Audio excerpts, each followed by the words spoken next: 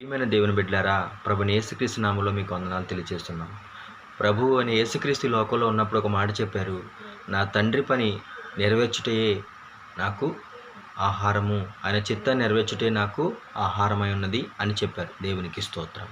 కాబట్టి ప్రియమైన దేవుని బిడ్డలారా, ప్రతి వ్యక్తి కూడా ప్రభుని యేసుక్రీస్తు వలె తండ్రి యొక్క చిత్తాన్ని, యేసుప్రభు యొక్క చిత్తాన్ని నెరవేర్చి మనం గనక సంపూర్ణులు కాకపోతే మనం ఓడిపోయే అవకాశం 100కి 100% ఉంది.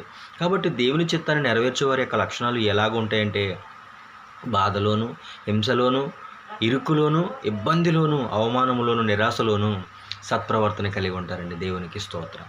సత్ప్రవర్తన, దూషించేవారుగా, నిందించేవారుగా, అవమానపరిచేవారుగా కాదు, కానీ ఏదైనా ఇది నాకు దేవుడు నాకు అనుగ్రహించాడు అని ఆ అనుభవంలో నడుస్తూ ఉంటారండి. కాబట్టి ఇటువంటి యొక్క మంచి సత్ప్రవర్తన మనం కూడా కలిగి ఉన్న యెడల, ప్రతికూల పరిస్థితుల్లో అనుకూలంగా దేవునికి లోబడిన యెడల మనం